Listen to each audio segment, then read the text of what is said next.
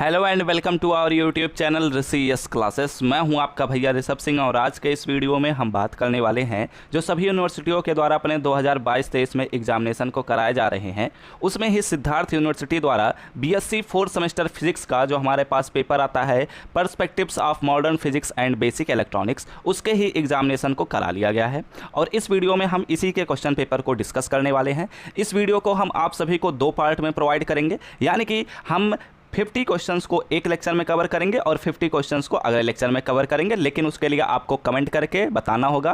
Part 2 अगर आप लिखेंगे तो हम आपके लिए नेक्स्ट पार्ट का निर्माण करेंगे, यानी कि वीडियो बनाएंगे। ठीक है, तो चलिए अपने इस लेक्चर की शुरुआत करते हैं। इस बात का ख्याल रखिएगा, अगर आपके एग्जाम ऑब्जेक्टिव पैटर्न पर है तो आप लोग के लिए यह वीडियो काफ़ी ज़्यादा यूजफुल है।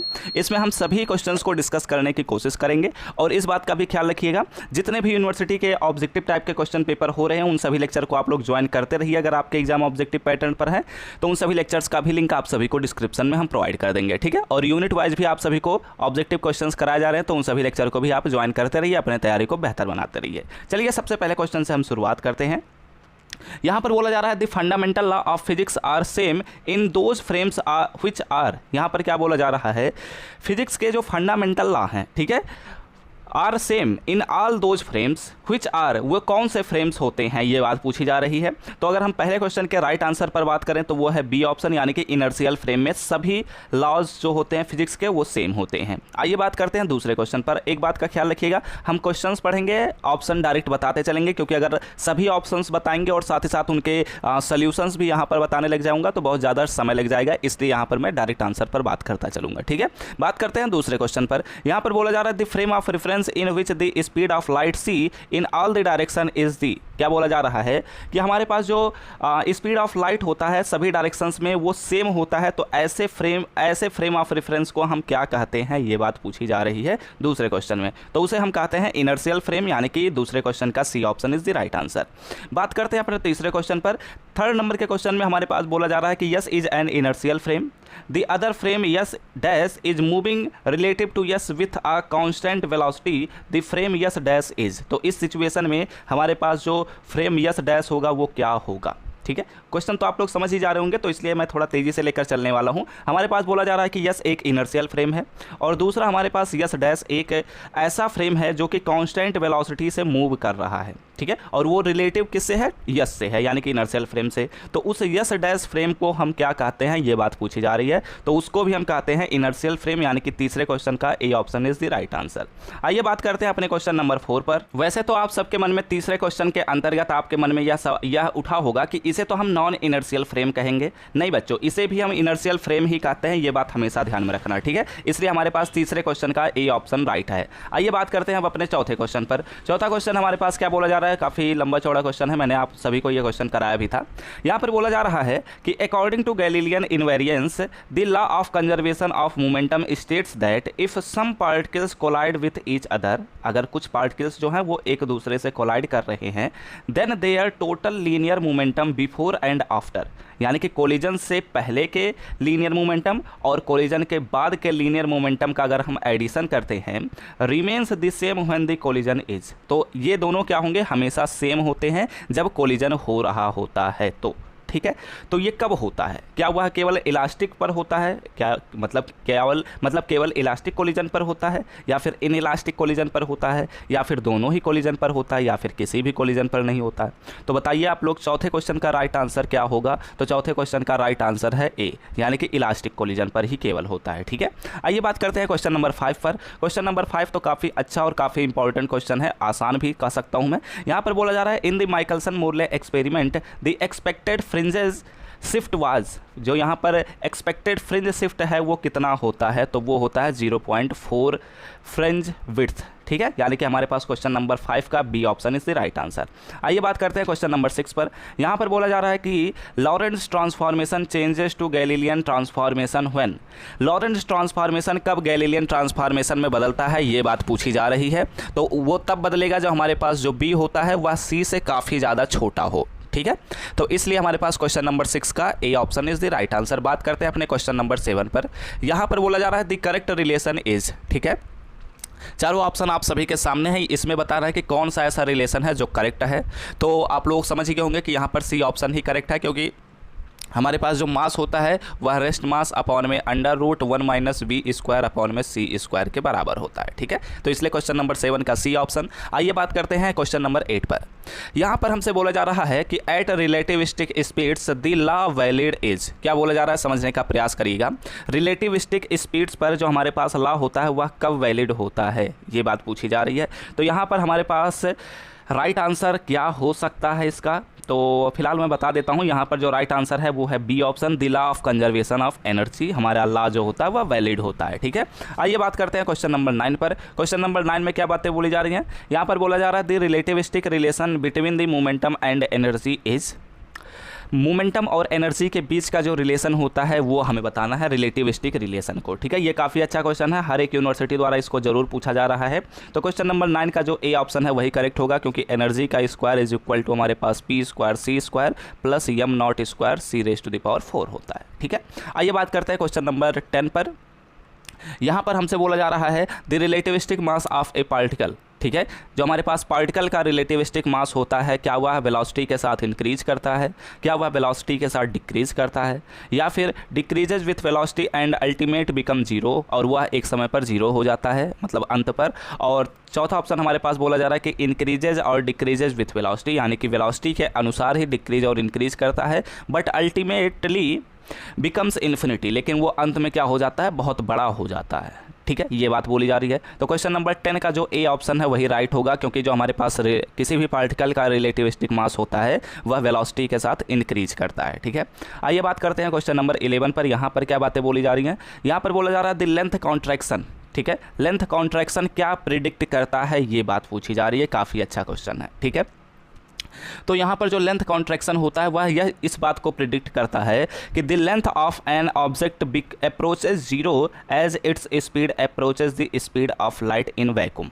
ठीक है, इसलिए हमारे पास ऑप्शन ए क्या होगा, राइट होगा। आइए बात करते हैं क्वेश्चन नंबर 12 पर। यहाँ पर क्या बातें बोली जा रही हैं। यहाँ पर बोला जा रहा है लॉरेंट्ज ट्रांसफॉर्मेशन एज्यूम। जो हमारे पास लॉरेंट्ज ट्रांसफॉर्मेशन एज्यूम किया जाता है वह किस सिचुएशन में किया जाता है। तो यहाँ पर इसको तब हम करते हैं जब स्पेस और टाइम दोनों ही रिलेटिव मानते हैं तब। ठीक है, तो इसलिए क्वेश्चन नंबर 12 का भी A option is the right answer. बहुत सारे ऑप्शन ए ही करेक्ट हो रहे हैं। आइए बात करते हैं क्वेश्चन नंबर 13 पर। यहाँ पर क्या बातें बोली जा रही हैं। The Lorentz transformations are equivalent to rotation of axis in 4 dimension space through an imaginary angle. ठीक है, ये क्वेश्चन ऐसा मैं कह सकता हूँ कि इंपॉर्टेंट की कैटेगरी में आप लोग रख लीजिए, लेकिन ये शायद आप सभी के सिलेबस में मेंशन नहीं है। ठीक है, लेकिन इसे याद रखिएगा, इस क्वेश्चन में हमारे पास जो ऑप्शन होगा वो tan इनवर्स आयोटा बीटा होता है। ठीक है, ध्यान रखिएगा, tan आयोटा बीटा नहीं बल्कि tan इनवर्स आयोटा बीटा होता है। ठीक है, तो इसलिए क्वेश्चन नंबर 13 का C option is the right answer. बात करते हैं क्वेश्चन नंबर 14 पर। यहाँ पर बोला जा रहा है the proper length of a space vehicle is L nought. ठीक है, according to an observer on earth the length of the spaceship is 25% of its proper length. The speed of the spaceship according to the observer on earth is. ठीक है, तो हमें बताना है क्या, हमें बताना है the speed of the spaceship. ठीक है, तो हमें उस स्पेसशिप का क्या बताना है, स्पीड बताना है अकॉर्डिंग टू ऑब्जर्वर जो कि अर्थ पर खड़ा है या फिर बैठा है। ठीक है, तो क्या हो सकता है, तो यहाँ पर क्वेश्चन नंबर 14 का जो सी ऑप्शन है वही करेक्ट होगा, यानी कि 0.968 सी होगा। ठीक है, अब ये न्यूमेरिकली सॉल्व होगा, लेकिन यहाँ पर मैं फिलहाल करा नहीं रहूँगा। ये बात करते हैं अगले क्वेश्चन पर। अगर आप लोग कहेंगे तो न्यूमेरिकली भी हम इन चीज़ों को एक अलग लेक्चर में करा भी देंगे। बात करते हैं क्वेश्चन नंबर 15 पर। यहाँ पर बोला जा रहा है the postulates of covariance of physical states that. काफ़ी अच्छा क्वेश्चन, बहुत ही आसान सा क्वेश्चन है। हमें बताना है जो फिजिकल स्टेट का कोवेरिएंस का पोस्टुलेट होता है वह क्या होता है। ठीक है, तो ऑप्शन ए ही इसका राइट है। The physical law should have the same meaning in all inertial frames. जितने भी इनर्शियल फ्रेम्स होंगे उन सभी में जो हमारे पास फिजिकल लॉज होंगे वो सभी के सभी सेम ही होते हैं। तो इसलिए क्वेश्चन नंबर 15 का A option is the right answer. बात करते हैं क्वेश्चन नंबर 16 पर। यहाँ पर बोला जा रहा है कि when an observer moves so fast that the length that he measures are reduced to half his time interval measurements. क्या बोला जा रहा है, when an observer moves so fast, इतना तेज वह मूव कर रहा है कि जो the length that he measures are reduced to half, तो वह जब उस सिचुएशन में जब लेंथ को मेजर कर रहा है तो वह लगभग आधा हो चुका है। ठीक है, तो उस सिचुएशन में उसका टाइम इंटरवल का अगर मेजरमेंट किया जाए तो कितना होगा, ये बात पूछी जा रही है। तो वो बी इनवेरिएंट होता है। ठीक है, इसलिए क्वेश्चन नंबर 16 का A option is the right answer. Okay, आइए बात करते हैं अगले क्वेश्चन पर। अगला क्वेश्चन हमारे पास 17 है। ये हो सकता है आपके मन में सवाल उठा होगा कि सर जी ऐसा कैसे होता है, लेकिन बच्चों लोग यही होता है। ठीक है, तो इसलिए क्वेश्चन नंबर 16 का A option is the right answer. बात करते हैं क्वेश्चन नंबर 17 पर। यहाँ पर बोला जा रहा है the rest mass of the electron is m nought when it's move with a velocity v is equal to 0.6 c, then its rest mass is. ठीक है, एक बार क्वेश्चन को मैं फिर से रिपीट करता हूँ। यहाँ पर बोला जा रहा है the rest mass of the electron is m not. ठीक है, हमारा जो इलेक्ट्रॉन है उसका रेस्ट मास तो m नॉट दे दिया गया है, और फिर से बोला जा रहा है कि इसका रेस्ट मास बताइए। तब तो इस हिसाब से तो क्वेश्चन नंबर 17 का ए ही ऑप्शन राइट हो जाएगा। ठीक है, यही होगा ना, और तो कुछ ऑप्शन बनते ही नहीं है। अगर हमारे पास रेस्ट मास बजाय मास पूछा होता तो शायद वो वाला फार्मूला हम अप्लाई कर सकते थे, m is equal to m nought upon में 1 minus under root 1 minus B square upon में c स्क्वायर। लेकिन यहाँ पर तो रेस्ट मास ही फिर से पूछ लिया गया है, तो मैं फिलहाल 17 का ए ऑप्शन ही करेक्ट मानकर चल रहा हूँ। ठीक है, आइए बात करते हैं क्वेश्चन नंबर 18 पर। यहाँ पर क्या बातें बोली जा रही हैं, ए गैलीलियन ट्रांसफॉर्मेशन, या तो हो सकता है इस क्वेश्चन में मिस्टेक हो गई हो। ठीक है, क्वेश्चन नंबर 17 पर, या फिर वो जानबूझकर ऐसा दिया है कि आप लोग कैलकुलेशन करते रह जाइए और ऑप्शन तो कुछ और ही सही हो जाएगा। ठीक है, तो इसलिए हो सकता है दोनों तरीके से गेम खेल दिया गया हो। आइए बात करते हैं क्वेश्चन नंबर 18 पर। यहाँ पर बोला जा रहा है कि a Galilean transformation applies between two frame of reference P and Q if कब अप्लाई किया जा सकता है। चारों ऑप्शन आप सभी के सामने हैं। ठीक है, तो इसको हम तब अप्लाई कर सकते हैं जब हमारे पास Q जो है वह मूव कर रहा हो यूनिफॉर्म वेलोसिटी से रिलेटिव टू P। ठीक है, क्योंकि एंगुलर वेलोसिटी तो कभी आप लोगों ने नहीं पढ़ा होगा, मतलब फ्रेम ऑफ रेफरेंस से रिलेटेड, तो ये ऑप्शन गलत हो गया। एक्सीलरेशन तो होता ही नहीं है, और यहाँ पर डिस्टेंस वगैरह का मेंशन है, तो ये भी गलत ही हो गया। तो इसलिए क्वेश्चन नंबर 18 का C option is the right answer, क्योंकि वह यूनिफॉर्म वेलोसिटी से क्या होता है, मूव कर रहा होता है। ठीक है, आइए बात करते हैं क्वेश्चन नंबर 19 पर। तो क्वेश्चन नंबर 19, 20 और 21। ठीक है, ये 3 क्वेश्चन का पेज मिसिंग था जिस बच्चे ने मुझे इस PDF को प्रोवाइड किया है, तो हम इन क्वेश्चंस को स्किप कर रहे हैं और बढ़ रहे हैं 22 नंबर के क्वेश्चन पर। ठीक है, यहाँ पर हमसे बोला जा रहा है the energy of the photon is, जो हमारे पास फोटान होता है उसकी एनर्जी कितनी होती है, तो उसकी एनर्जी जो होती है वह h न्यू होती है। तो इसलिए हमारे पास क्वेश्चन नंबर 22 का A option is the right answer. ठीक है, वैसे भी अब मैं बता देता हूँ, यहाँ से जितने भी क्वेश्चन आप सभी के सामने नज़र में आने वाले हैं, अगर आप हमारे केमिस्ट्री के लेक्चर्स को अच्छे से पढ़ लिए होंगे तो ये सभी क्वेश्चंस बहुत ही आसानी से आप कर ले जाएंगे। ठीक है, तो यहाँ पर बात कर लिया मैंने 22 का, A option is the right answer. बात करते हैं 23rd नंबर के क्वेश्चन में। यहाँ पर बोला जा रहा है the momentum of A photon of wavelength इतना इज। यहाँ पर हमारे पास वेवलेंथ लैम्डा का वैल्यू दे दिया गया है, और यहाँ पर इसमें पूछा जा रहा है कि हमारे पास मोमेंटम कितना होगा। तो आप लोग H अपॉन में P वाला फार्मूला अप्लाई करिए और आप लोगों के पास वैल्यू पहुँच जाएगा। ठीक है, तो इसलिए 23rd नंबर का जो राइट आंसर होगा वो फिलहाल यहाँ पर फोटान यानी कि 10 टू पावर, यहाँ पर हमारे पास H का वैल्यू जो है वो 10 टू पावर -34 लिया जाएगा, और 10 टू पावर -7 से डिवीजन होगा। तो यहाँ पर तो 27 बनता हुआ नज़र में आ रहा है। हाँ, तो इसलिए हमारे पास क्वेश्चन नंबर 23rd का हमारे पास जो बी ऑप्शन है वही राइट होगा। ठीक है, आइए बात करते हैं अपने 24 नंबर के क्वेश्चन पर। यहाँ पर बोला जा रहा है कि अकॉर्डिंग टू प्लांक्स हाइपोथेसिस, अगर हम प्लांक्स हाइपोथेसिस के अनुसार चलते हैं, द इमिशन और एब्जॉर्प्शन ऑफ एनर्जी इज। तो हमारे पास प्लांक्स हाइपोथेसिस के अनुसार जो एनर्जी होता है उसका इमिशन और एब्जॉर्प्शन होता है, तो वह क्या कॉन्टिन्यूस होता है, डिस्क्रीट होता है, या फिर h न्यू के बराबर होता है, या फिर 0 होता है। तो मैंने आप सभी को अच्छे से पढ़ाया है कि ये हमेशा क्या होता है, डिस्क्रीट वैल्यू रखता है, इसलिए 24 का B option is the right answer. ठीक है, आइए बात करते हैं अगले क्वेश्चन पर। Question number 25। यहाँ पर क्या बातें बोली जा रही हैं, 25 में बोला जा रहा है the average energy of Planck's oscillator of frequency nu at an absolute temperature is. ठीक है, तो ये तो बहुत ही आसान सा क्वेश्चन है, आपको बताना है एवरेज एनर्जी। तो average energy E bar is equal to क्या होता है, H nu H nu upon में e raise to the power H nu upon में KT -1 होता है। यहाँ पर एक बात ख्याल रखिएगा, यहाँ पर H न्यू अपॉन में जो है e raise to the power H nu upon में यहाँ पर होता है KT। ठीक है, पूरे के अपॉन में नहीं होता, यहाँ पर नहीं अपॉन में होता, बल्कि पावर में ही अपॉन होता है, -1 होता है। ठीक है, तो अगर एक तरीके से देखा जाए तो बी ऑप्शन भी गलत हो जाएगा। ठीक है, लेकिन यहाँ पर फिलहाल मैं बी ऑप्शन के साथ ही जा रहा हूँ, क्योंकि कोई और ऑप्शन तो यहाँ पर करेक्ट नहीं है, तो हो सकता है प्रिंटिंग मिस्टेक हो जाए, इसलिए 25 का B option is the right answer. ठीक है, बात करते हैं 26 नंबर के क्वेश्चन पर। यहाँ पर बोला जा रहा है the energy distribution in the spectrum of black body radiation could be completely explained by the.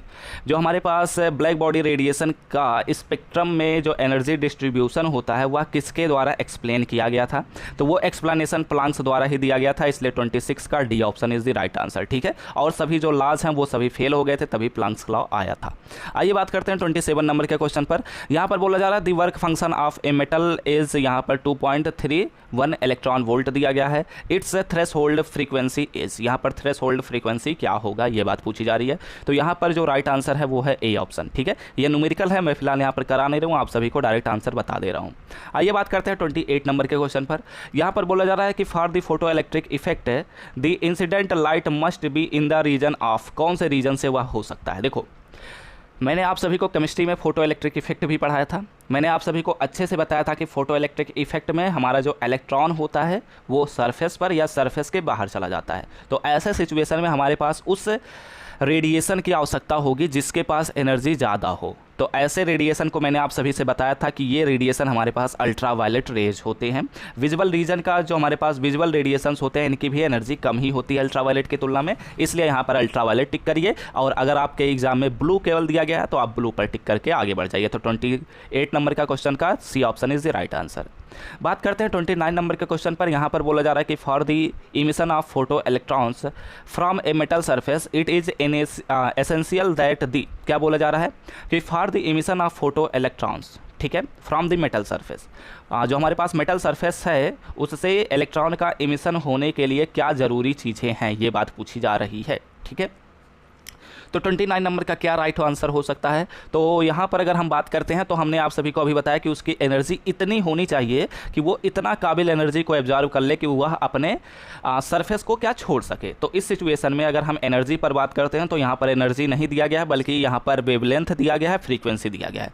तो अगर यहाँ पर बात करते हैं तो फ्रीक्वेंसी पर ही हमारा पूरा एनर्जी डिपेंड करता है, यानी कि हमारे पास फ्रीक्वेंसी का एक पर्टिकुलर वैल्यू तो होना ही चाहिए। तो इसलिए यहाँ पर मैं बी ऑप्शन के साथ जा रहा हूँ कि frequency of incident light is more than a particular value. ठीक है, आइए बात करते हैं 30 नंबर के क्वेश्चन पर। यहाँ पर क्या बातें बोली जा रही हैं। यहाँ पर बोला जा रहा है कि according to law of photoelectric emission the number of electrons emitted per second depend upon, यह किस चीज़ पर डिपेंड करता है।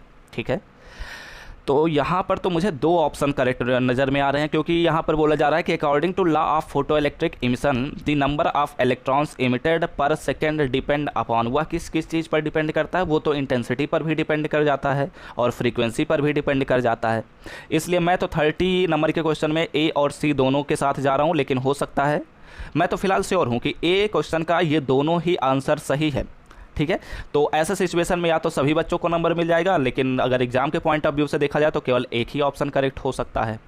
तो ऐसे सिचुएशन में तो आप चाहे ए पर टिक करके चले आइए, चाहे सी पर टिक करके चले आइए, जो एग्जामिनर चाहेगा वही करेक्ट आंसर मानकर चलेगा या फिर सबको नंबर दे देगा। ठीक है, आइए बात करते हैं 31 नंबर के क्वेश्चन पर।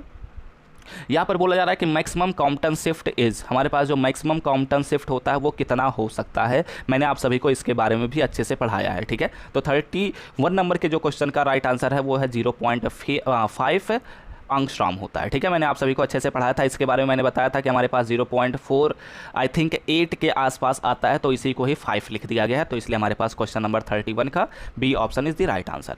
और ये कब आता है, ये जब हमारे पास पाई होता है, यानी कि हमारे पास थीटा इज इक्वल टू पाई हो, या फिर मैं कहूँ कि 180 डिग्री होता है, तब होता है। ठीक है, आइए बात करते हैं 32 नंबर के क्वेश्चन पर। यहाँ पर बोला जा रहा है कि Planck's radiations formula changes into veins displacement law.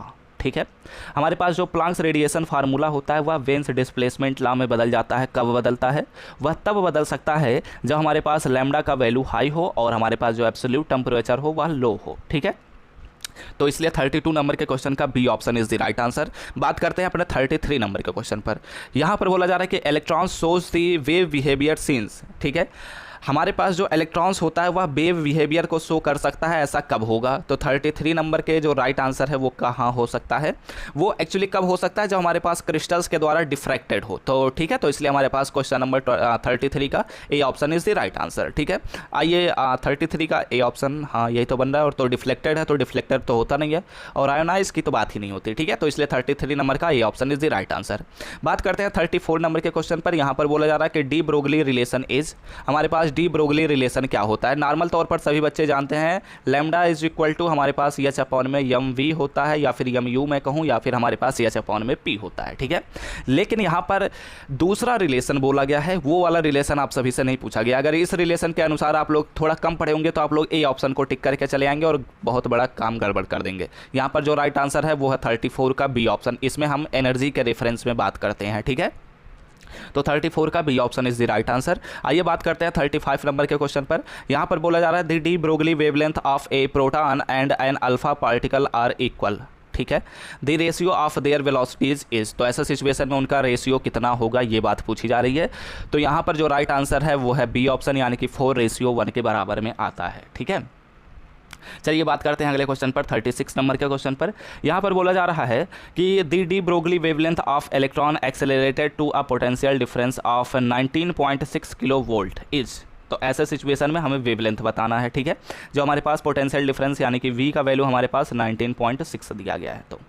तो यहाँ पर अगर कैलकुलेशन करेंगे, तो मैं फिलहाल यहाँ पर कैलकुलेशन तो नहीं कर रहा हूँ, मैं डायरेक्ट बता दे रहा हूँ। इसका जो राइट आंसर आएगा वो है डी ऑप्शन, ठीक है। आइए बात करते हैं अगले क्वेश्चन पर।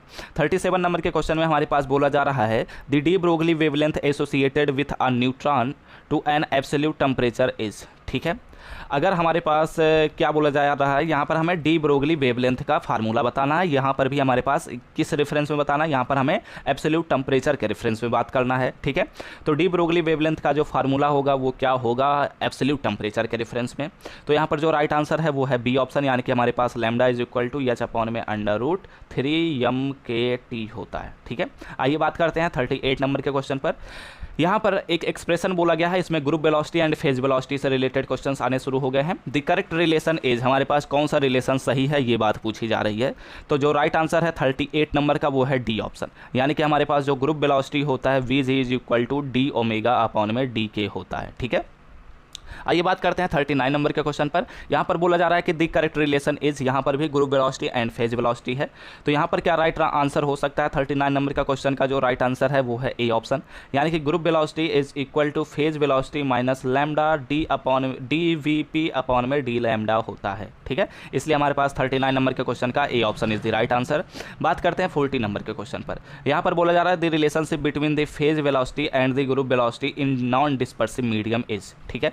क्या बोला जा रहा है कि हमारे पास जो रिलेशनशिप हमें बताना है कि group velocity and phase velocity के बीच में जब वह नॉन डिस्पर्सिव मीडियम में है। तो इसका जो राइट आंसर है वो तो आप लोग सभी को पता होगा कि इन नॉन डिस्पर्सिव मीडियम में जब हम बात करते हैं तो इस सिचुएशन में group velocity and phase velocity क्या हो जाते हैं, बराबर हो जाते हैं, ठीक है। तो क्वेश्चन नंबर 14 का सी नंबर का option is the right answer. बात करते हैं अपने अगले क्वेश्चन पर।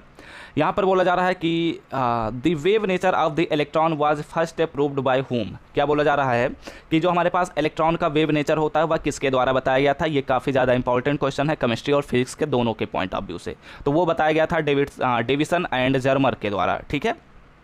तो इसलिए 41 नंबर के क्वेश्चन का C option is the right answer. बात करते हैं 42 नंबर के क्वेश्चन पर। यहाँ पर बोला जा रहा है कि polarisation of light is a phenomena that supports, ठीक है। लाइट का जो पोलराइजेशन का फिनोमिना होता है वह किस चीज़ को सपोर्ट करता है, वो सपोर्ट करता है wave nature of the particle या लाइट को। तो इसलिए हमारे पास 42 नंबर का C option is the right answer. बात करते हैं 43 नंबर के क्वेश्चन पर। यहाँ पर बोला जा रहा है कि in a dispersive medium the group velocity is, यहाँ पर हमें बताना है कि डिस्पर्सिव मीडियम में जो हमारे पास ग्रुप वेलोसिटी होता है वह क्या होता है, ठीक है। तो राइट आंसर क्या हो सकता है, राइट आंसर बिल्कुल सही है ए ऑप्शन, यानी कि वह फेज वेलोसिटी से क्या होता है, कम होता है, ठीक है। तो इसलिए 43 नंबर के क्वेश्चन का A option is the right answer. बात करते हैं अगले क्वेश्चन पर।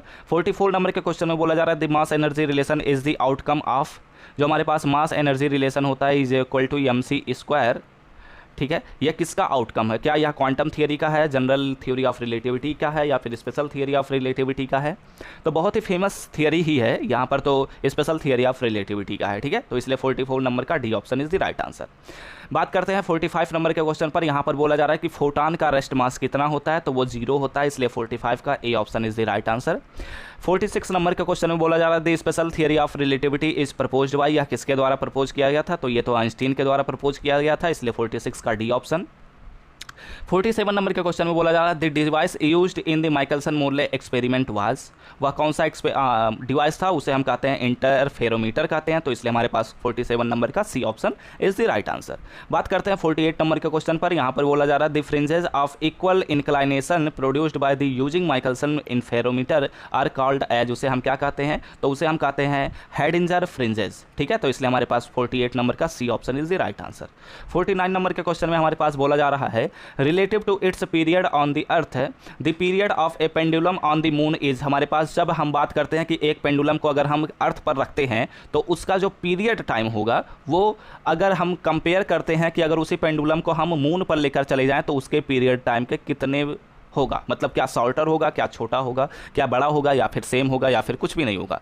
तो अगर बात किया जाए तो मून पर जो हमारे पास ग्रेविटी होती है वह कम हो जाती है, तो इसलिए क्या हो सकता है, वह लॉन्गर हो सकता है। इसलिए 49 नंबर का B option is the right answer. ठीक है, आइए बात करते हैं अपने इस वीडियो का लास्ट क्वेश्चन पर। यहाँ पर बोला जा रहा है the magnitude of wavelength for which maximum energy emitted by the black body is. ठीक है, क्या बात बोली जा रही है, मैग्नीट्यूड ऑफ वेवलेंथ हमें बताना है फॉर व्हिच, जिसके लिए मैक्सिमम एनर्जी क्या हो, इमिट हो ब्लैक बॉडी से, तो उस सिचुएशन में क्या होगा। ठीक है, तो उस सिचुएशन में जो राइट आंसर है वो है ए ऑप्शन, यानी कि जब टेम्परेचर इंक्रीज होगा तो हमारे पास जो वेवलेंथ का मैग्नीट्यूड होगा वो घटेगा।